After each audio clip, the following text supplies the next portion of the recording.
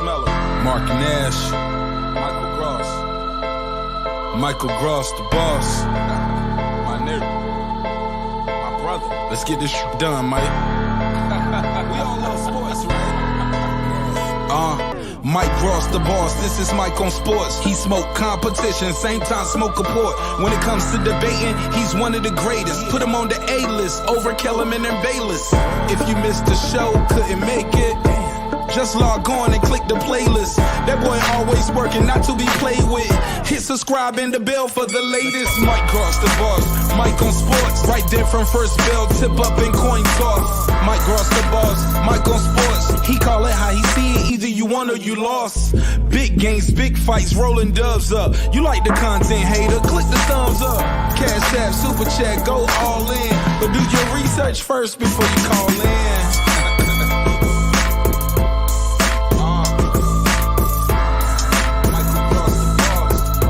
Been waiting on. And yes, I am back. I am back. I am back. I am back.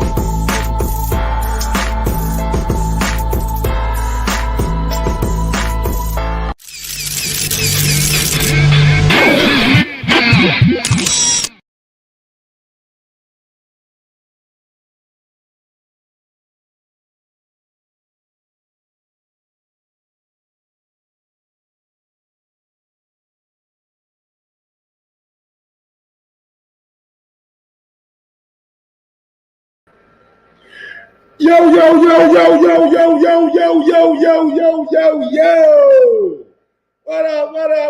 What up, people? Welcome back to another edition of Mike on Sports. I'm your host. I go by the name of Mike Gross, man. Big up to that 501 and that 317. You know how I get down, baby. Little Rock, Indianapolis, I'm back, she back, they back, he back. We back, and we in the building, y'all. Smash that thumbs up button on your way in. What's going on? Happy Tuesday, or happy Valentine's Day for everybody out there who got a Valentine. You know what I'm saying? Happy Valentine's Day to you and yours. Hopefully, you know what I'm saying? Everybody Valentine's Day in a good way. Smacking ass and goddamn me flipping sheets. That's all I know. Smacking ass and flipping sheets, man. I hope everybody have a good Valentine's Day, man. But what's going on, y'all, man? How everybody doing today? Hopefully y'all had a good Tuesday. Pretty much midday right now. A lot of people maybe getting off work. Some people got like a few hours till they get off, you know what I'm saying? Me, I'm just relaxing, rolling a good beezy, and about to break down some of this boxing talk, man. So one of the things that we had up there that we seen over the weekend, we had the Super Bowl. Big time event, you know what I'm saying? I seen Floyd Mayweather at the Super Bowl. I seen a lot of stars at the Super Bowl. We also seen Gervonta Davis at the Super Bowl getting wheeled out in a wheelchair. Why was Gervonta Davis in a wheelchair to begin with? That's what I want to know. Why was Gervonta Davis in a wheelchair to begin with? As a person who's actually in a wheelchair, I'm going to speak on behalf of our community. If you don't need a wheelchair, dog, don't get in that motherfucker. Real shit. You out here got to be getting pushed around like you got to be King Tut or something. No, nigga, it's people out there that really need these wheelchairs. There's people out there that really use wheelchairs. So, again, why was Gervonta Davis in a wheelchair? Can anybody help me out? Why would somebody be in a wheelchair at a football game? Why would somebody be in a wheelchair at a football game? Anybody know? Somebody help me out. I don't know. I don't know why a professional boxer would be in a wheelchair at a football game. Did he trip? Did he fall? Did he have too much liquor? Did he have too much liquor in his system? He couldn't walk straight. That's what I think. I have no proof. I have no inside source of why Gervonta Davis was in a wheelchair. But on the outside looking in, I think the motherfucker was drunk. I think he was drunk. And if he was drunk, that tells me one or two things. Is he don't really give a damn about training or April 15th. It's just too far away and he ain't worried about it. Or we ain't got no fight. We ain't got no fight. I don't see Ryan Garcia out here stumbling around, getting pushed around in a wheelchair. I don't see that from Ryan Garcia. So that's either one or two things. Then what really had me confused, because I was like, maybe he was injured. Maybe he tweaked his ankle or something. Then I get on the internet last night and I see this right here. I see Gervonta Davis doing like a little dance. I said, hold on. Why he dancing? I thought he was hurt. Look at his ankles. He's showing everybody like, hey, my ankle's fine.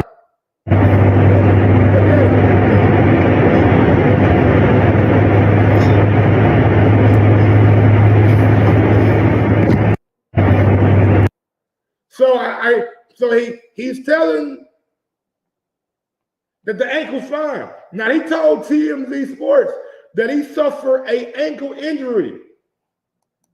I don't know about no injury, bro. I don't know about no injury, bro. It looks to me maybe he was having a good time that night. Maybe he was having a good time tonight. Maybe he was going off that liquor and he didn't want to risk falling down the stairs or people seeing him not being able to walk out.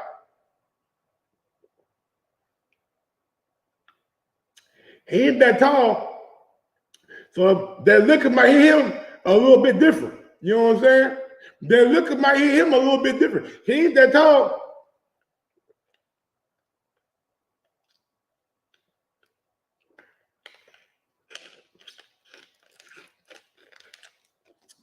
Now, that's the reason I think that he was in a wheelchair. I don't think it was no ankle injury that just happened. You know what I'm saying? I think the reason why Gervonta, and I said, I'm gonna say it again, I think, no proof behind what I'm saying. I think the reason that Gervonta Davis was in a wheelchair is because that he was intoxicated. That's the only thing. That's the only reason somebody would be in a wheelchair at a football game getting pushed out. If he comes back the next day and say, you know what, it ain't no ankle injury. It ain't no ankle injury. He came back and he put this online. We didn't ask for this video. He could have let the wheelchair shit play out, but he didn't. He came out with a video with his ankle going sideways and said, and pretty much saying, my ankles are okay. So, man, if it wasn't your ankles, were you intoxicated at the game? Now, if you were intoxicated, are you really taking Ryan Garcia that seriously? Or do we even have a fight? Do we even have a fight going on, y'all? 8 weeks out, you can have a little drink, if you want to. But most boxers ain't going to be drinking during camp. Most boxers ain't going to be off no liquor during camp. You know what I'm saying? Maybe he ain't started camp yet. Maybe this was the last week, then he started camp next week. I don't know. Only thing that I know is that he was in a wheelchair, and then the day after, he comes out and he's doing that shit with his damny leg. So I don't fucking know. Y'all be the judge. Was he drunk, or was he injured, or was there another reason? You tell me in the chat right now. Now, we do have some words from Luke Dibella, who was speaking on Gervonta Davis. All right, and let's hear what Luke had to say about Gervonta Davis. Most of the rights outside of boxing around the world. If you go online and you research, they've lost $5 billion or do whatever. However, we're not right now. We don't have no Tyson. There's not even a wholly advertiser friendly or non-controversial figure. Canelo is Mexican. Gervonta Davis is one of our bigger attractions. I wouldn't say he's the most advertiser friendly or non-controversial figure. He's not doing 1 million buys or 500,000 buys. He's doing more buys than most people. He's on TMZ a lot. He's more transferable to pop culture than a lot of our other fighters, whether people like him or hate him, whether I like him or hate him. But he's not a superstar. Wait, if you go down, your best friend probably doesn't know who the heavyweight champion is. Do y'all agree with Dibella? He meaning Gervonta Davis is not a superstar. He meaning Gervonta Davis is not a superstar. He translates a lot to pop culture. We see him on TMZ a lot, but is he a superstar? I mean, I don't know, man. How do you define superstar? Is superstar like the AJ UK level, or is it Canelo level? Is it Deontay Wilder level? 800,000 buys? Like, what defines a superstar? What's going on, GQ Drew? He's not Canelo or Mayweather. I agree with that, Eric Cruz. I agree with that. But he is a superstar. See, what makes a fighter a superstar, though, Eric? Is it the gate? You know, how many people you can have at the gate? Is it pay-per-view buys? Is it how you're trending on social media?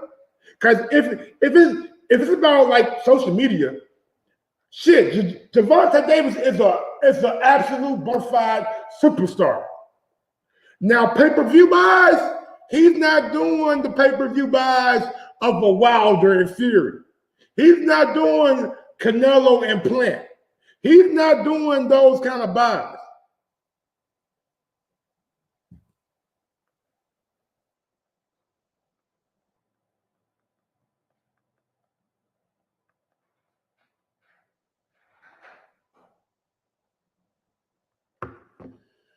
He's not doing 800,000 buys and shit.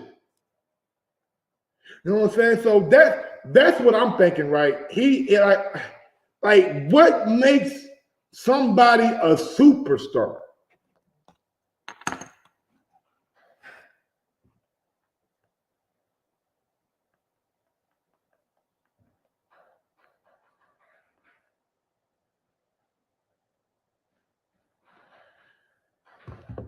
Tank hasn't had a Wilder Fury fight just yet. He has sold off his own shoulder. I mean, Rolly helped him out a lot.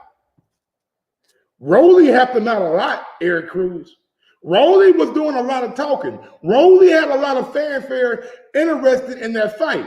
Rolly did help out that pay-per-view. And I think Rolly is the biggest pay-per-view that he's done. And according to Stephen Espinoza, he ain't done more than like 200,000. Tank is a superstar, breaking arena records. But pay-per-view would be huge if opponents had a name. I mean, the gate, bro. Like, I get it. Y'all say, look, Mike, he putting asses in seats.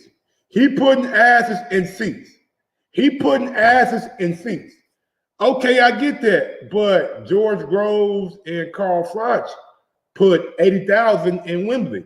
They not superstars.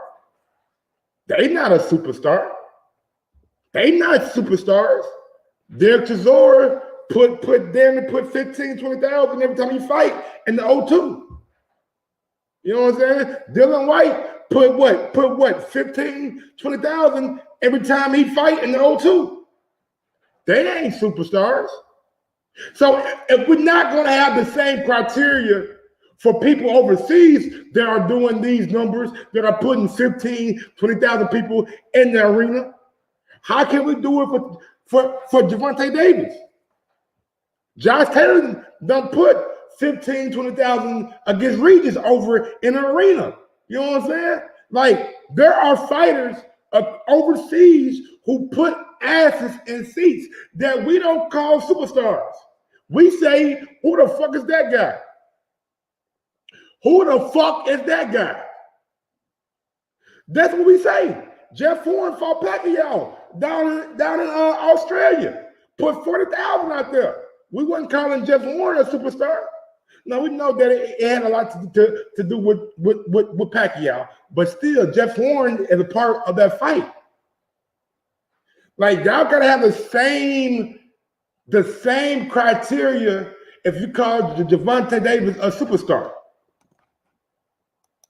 It don't matter how much the tickets cost.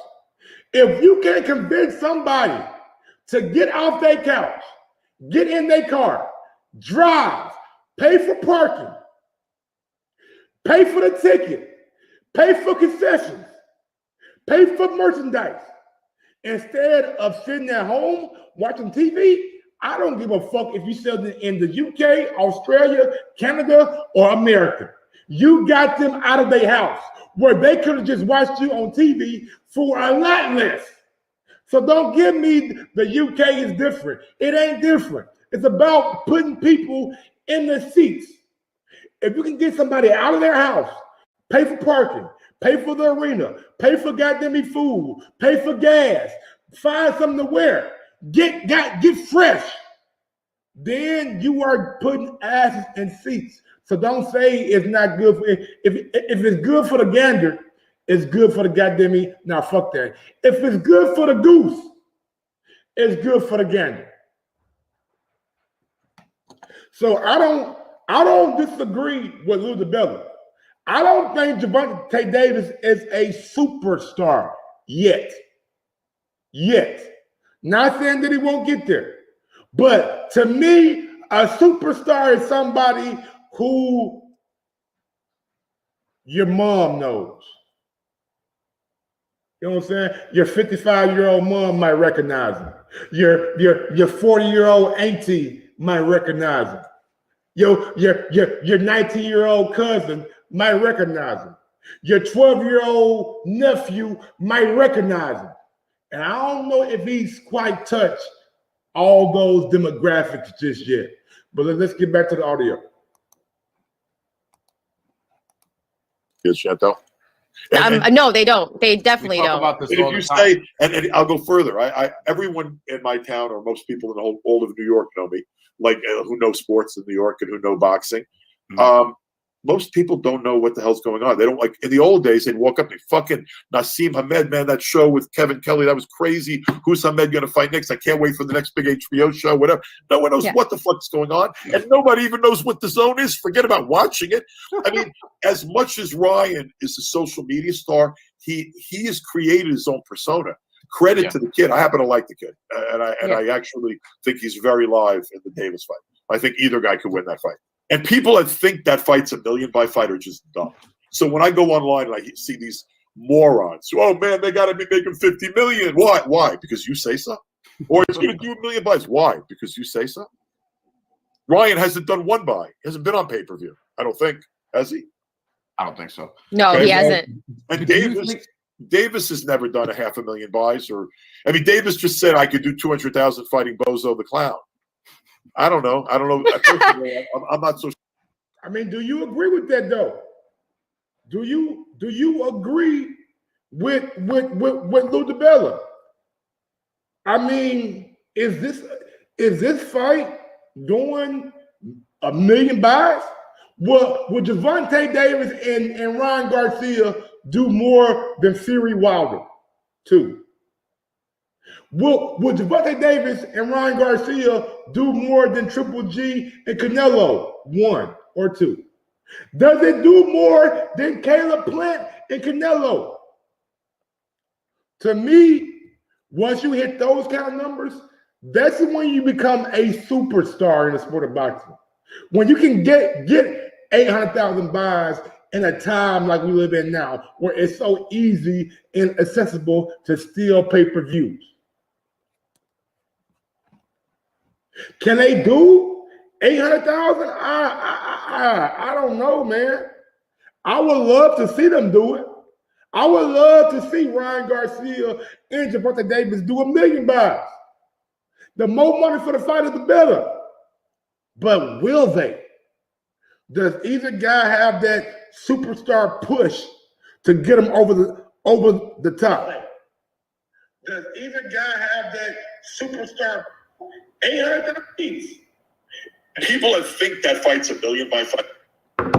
Do people really think that this fight can do over 500,000? Let's just say 500,000 is the benchmark. Does it get more than that? Does it go higher than 500,000? I don't think so, man. The first fight, I don't think so. Now, if it's a fight number 2, maybe depending on how the first fight goes. But right now, starting off, I don't know where Ryan Garcia and Gervonta Davis will land. I'm hopeful of it. The more eyes on the sport, the better it is for sport. But at the end of the day, man, like it's up. I don't want to say it's up to the consumer, because the only thing you got to do is convince the consumer to buy. And we all know how these fights can get after a press conference. How we seen these guys on social media going back and forth. So can this fight get to a level where it can eclipse 500,000? Hell yeah, it can. But will it? Will it get to that level? I don't know, man. I honestly don't know. But I'm not going to disagree with Lou Dibella right now. I don't think either guy, when it comes to boxing, is a superstar just yet. Not so sure about that. And to tell you the truth, I mean, he keeps fighting smaller guys for the most part. I mean, but look, Davis is proven to be some kind of an attraction. Ryan crosses over more into pop culture than a lot of other fighters. I love that fight as a fight, and I think it's a big fight for boxing. But we no longer have big fights with the same gravitas or the same potential as we used to. There is no $1 million, no morons. Garcia and Spence and Crawford would not do $1 million buys. It will not. I don't think there's 1 million sports fans in America who know what the fight means or who both guys are. That's just a fact. Will it do more than all of these 100 to 200,000 buy fights have done? Probably. But it's not a transcendent kind of fight. Let me get this one question in. Report about another roadblock and boys. All right, so there you have it, Lou Dibella, man. He is very adamant that he don't believe that there's 1 million people that would buy this fight. It doesn't have the same gravitas to it as they did in the old days. And maybe he's right. Maybe HBO was a springboard for a lot of fighters. You know what I'm saying? Maybe I mean, because if you think about it right now, where do boxing fans go to watch fights now? Back in the day, you knew it was HBO. Now is like ESPN. It's Showtime. It's The Zone. It's goddamn BLK Prime.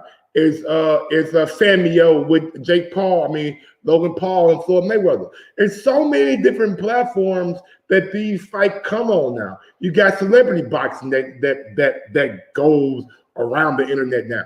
So to me, like that hurts too. Not having one single platform that does fights.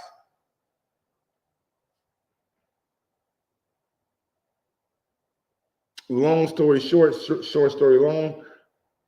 I'm hopeful that we get an announcement for this fight so we can see the trajectory of the fight by how much fanfare there is behind it. Because once this fight gets announced, you should start seeing it everywhere. World Star, Shade Room, everybody who follows Gervonta Davis will see this fight and will repost it. So there you go, man. We'll see how it plays out. But I do not disagree with Lou Dibella that this is not a super duper. Well, that either guy is not a superstar as of yet. All right, let's get to the next one, man. So it's been a lot of rumors here lately about a potential fourth fight with Deontay Wilder and Tyson Fury. I seen some stuff today that they were like secret negotiations for this fight, but Frank Warren has came out and he's kind of debunked those secret negotiation rumors. So I'm gonna let you hear what Frank Warren has to say about Fury and Wilder 4. Amidst all this talk, there are reports that Tyson has reportedly held talks with Deontay Wilder about a fourth fight at Wembley if the Usyk thing falls through. Any truth in it? Not to my knowledge at all. Not to my knowledge. Not to your knowledge. No, absolutely. I mean, I spoke with him this morning. I mean, that's not, that's not happened. What I understand, they're trying to. I think he's been ordered to fight Ruiz, isn't he, to get them to become the mandatory. I mean, would anybody want to see Fury fight Wilder again? Yeah, I think they would buy into it. I mean, I think it'd be the same outcome. But I mean, he had Tyson in the last fight on the foot in trouble a few times. Yeah, and Tyson came through it. So I mean, every fight he's had with him has been a great fight to watch for different reasons. In the hopefully unlikely circumstance that this were to be a fight that fell out of bed, and I think people would be quite despondent about the credibility of boxing if this fight doesn't get made, because you've got an opportunity to make. So there you go. Frank Warren says not to his knowledge that a fourth fight with Fury is being talked about. Now he kind of said it in a way that I'm like, not to my knowledge. I spoke to Tyson Fury this morning, and they are focused on making the fight with Usyk. I get that. I absolutely get that. But I and this is just me. I don't have no inside information about this. This is just me. I think Frank Warren was lying. I think Frank Warren was lying about it being a backup plan for them. Because look, man, we all know that Wilder is right now looking for a big time payday. They're not trying to pay him what he feels like he's worth against Andrew Ruiz. So how does Wilder go about getting that big time payday? Now we heard rumors that Wilder is fielding offers from other promoters. Now, would it be out of the realm of possibility that Wilder and Fury may have had a talk or two about a potential fourth fight? I don't think it's out of the realm of possibility. I really don't. I don't think it's out of the realm of possibility. That's where you're wrong. I don't hope nobody's lying, but just based off what he said, not to my knowledge, that right there leaves me. And it gives me reason or cause to pause. You know what I'm saying? He said not to my knowledge. So that doesn't mean that he hasn't talked to Wilder about a fourth fight. Maybe he talked to his manager, not a promoter, about a fourth fight. You know what I'm saying? Promoters just put on the fights. They just put on the fights. And when you get to Fury level, ain't nobody telling you what to do, how to do it, and who to fight. So it's not the fact that I hope Frank Warren was lying. It's the fact that he said it in a way that left a little gray area. Not to my knowledge. I talked to Fury this morning, and they're focused on the Usyk fight. We never, ever insinuated that they wasn't focused on the Usyk fight. But everybody has a backup plan. Everybody got a backup plan. Ask Bud. Oh, y'all taking all day? I'm gonna go fight goddamn Avenesian. Ask Ryan Garcia. Now it could have been Cap. Oh, y'all bullshitting? I'm gonna fight Regis Prograis. And Regis did come out and say, Golden Boy reached out to him about a fight with Ryan Garcia if the Tank fight couldn't get made. So we know that in boxing, you have backup plans. We know that. What's going on, Brandon Cord Williams? We know that for a fact, that you have backup plans when it comes to boxing. Now, is a Fury and Wilder 4 fight, does that interest you guys at all? Does Wilder Fury 4 interest you guys at all? To me, I mean, look, the first fight, damn good fight. Fury got out the dick. Second fight, Fury went out there and did what he did. Third fight, rock and sock them. Both guys are down. Both guys are down, adding to the goddamn level of uncertainty going into that outcome of that fight. So would I personally be interested in a Wilder Fury 4? You fucking right I would be. They done gave us 3 good-ass fights already. They done gave us 3 good-ass fights already. So why wouldn't I be interested in a fourth Fury fight?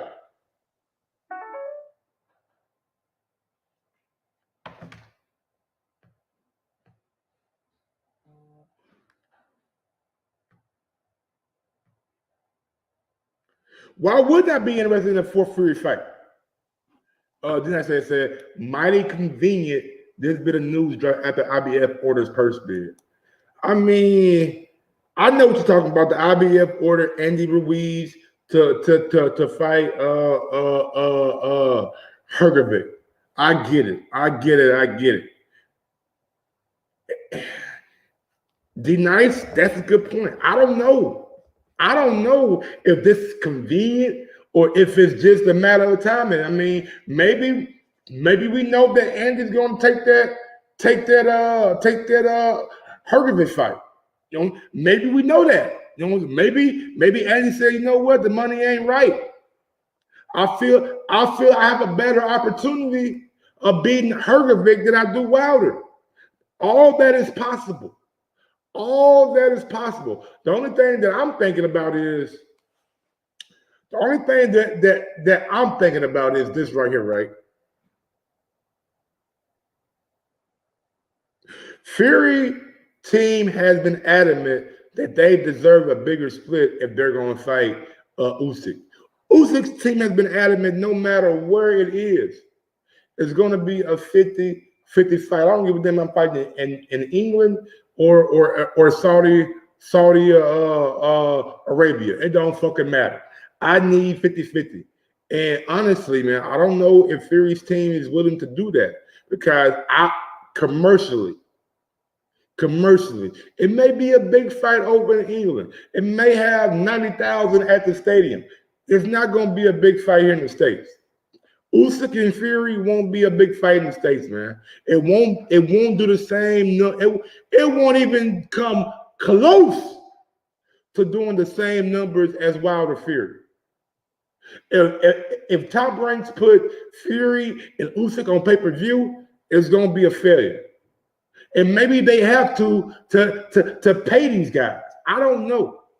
I just know that I don't think the same fanfare for Usyk and Fury is going to be in the States as Wilder Fury. And we all know like Fury come to America to make that money. He came to America to make that money. And I honestly don't know if they will make a lot of money with Usyk and Fury in America. Now, they may make it globally. They may make it over in Ukraine. They may make it some commercial money over in England and Australia for all the buys and stuff. But when it comes to the States, man, ain't nobody gonna be looking for Fury and Usyk. It's gonna be Vladimir Klitschko all over again. It's gonna be Vladimir Klitschko all over again. Nobody's gonna be wanting to look for that fight.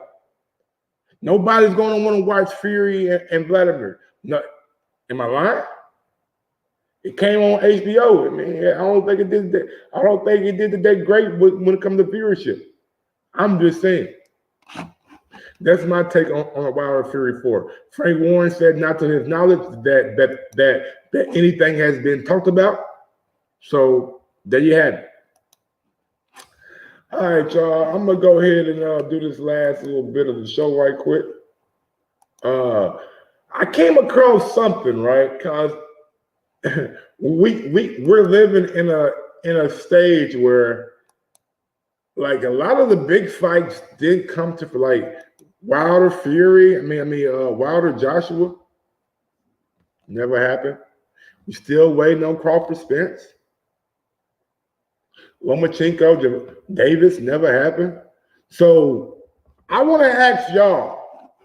A real live question. Give us your. I'm reading the goddamn thing. Give me your take. 5 fights that never happened. List your top 5 fights that never happened. And I'm not even going to ask for 5.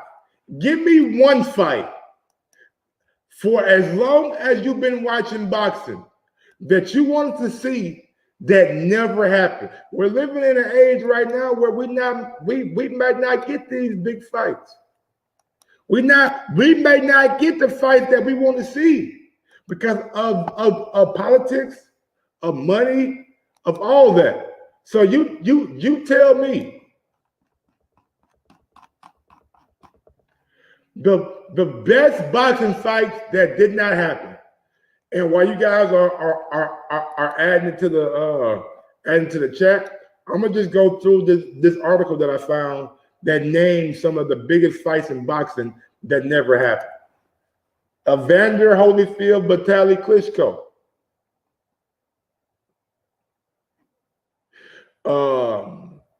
I don't think that was a Ricardo Lopez and a Carvajal. Larry Holmes, George Foreman. Oscar De La Hoya, Winky Wright.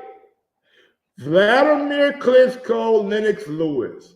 This is a fight right here that I think maybe should have happened.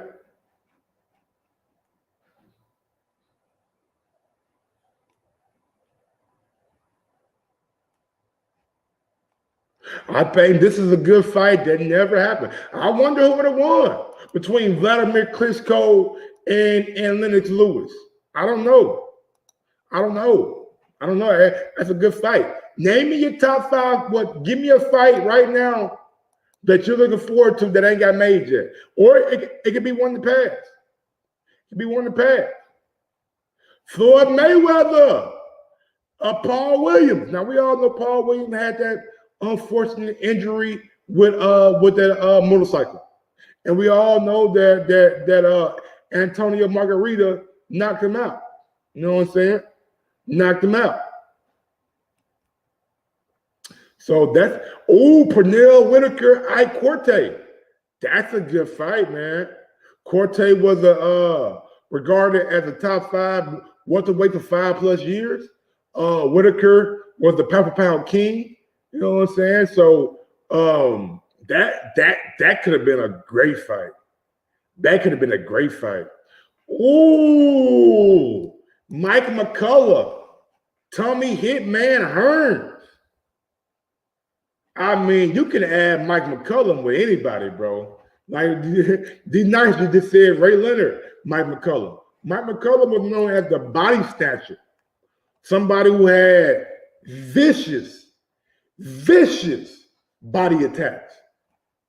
Tommy Hearns, Mike McCullough, that would have been a great fight. I don't know if it would have happened at middleweight or where it would have happened, junior middleweight, but damn it, that would have been a great fight.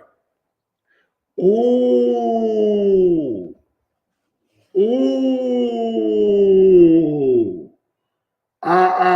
Honestly, man, I hear it, Roman Gonzalez and Inoue, but just looking at the trajectory of their career, Inoue would have punished that boy. Oh, Inoue would have fucked that nigga Roman Chocolatito Gonzalez up. I don't see it, man. I don't see it. I don't see it. A new way, 115 versus Riverside, Estrada, Chocolatito. Oh man, you talk about all action. That's a damn good fight, but I think a new way would have stopped him. Sergio Martinez, Gennady Golovkin. Now Martinez at this time had that fucked up knee. I don't know how realistic or how good of a fight that would have been. Nassim Hamed versus Juan Manuel Marquez. Oh, that'd be a good fight. Good fight. Sergey Kovalev, Adonis Stevenson, a fight that never happened. That was ordered. Oh man. I don't know, man. At that point in time, I don't know, bro.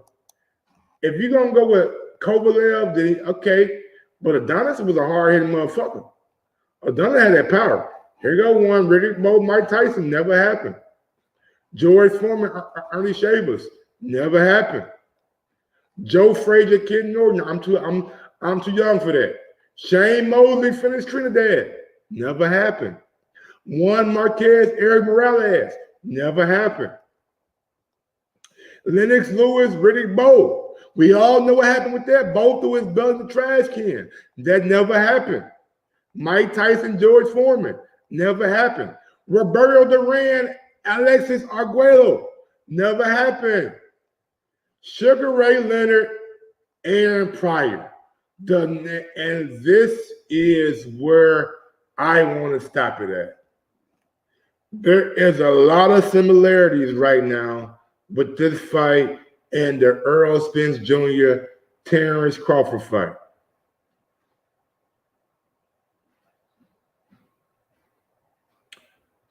A lot of similarities, man. We cannot have another Leonard and Pryor with Crawford and Spence. A lot of people still are wondering who would have won between Aaron Pryor and Sugar Ray Leonard. I don't want to be 20 years from now and us wondering what would have happened between Earl Spence Jr. and Terrence Crawford. I don't want to do that. Exactly, D-Nice. That makes it worse. It don't make it better. Bud is more accomplished. It don't make it better. It makes it worse that we don't get these fights, bro.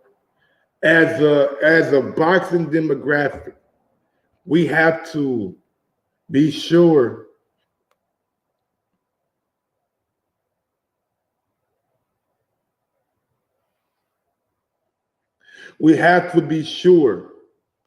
that we demand these fights.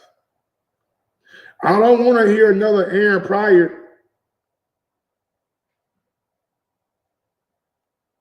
I don't want to hear another Aaron Pryor, and I don't want to see another Sugar Ray Leonard because these dudes, Crawford and Spence, couldn't agree to a deal. Like, boxing has to change, bro. The same thing that they was going through in the fucking 80s, we're going through right now. Promoters, lowball offers, all this other bullshit. Can you imagine if the NFL didn't motherfucking what's the word I'm looking for? Evolve? Can you imagine if the NBA didn't evolve?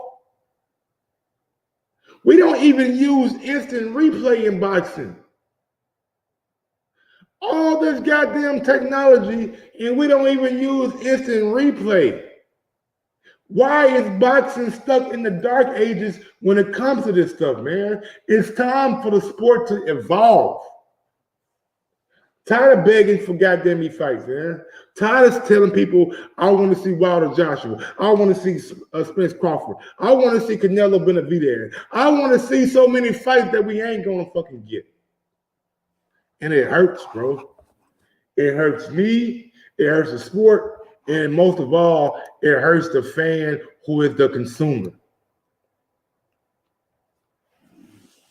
But some fans, they want to be fanboys. They don't want to be consumers. They want to be on the side of the promoter, on the side of the fighter, and not on the side of boxing. I don't give a fuck who get paid what. Just make the fight. I don't care whose guarantee is higher or lower or what the fuck ever.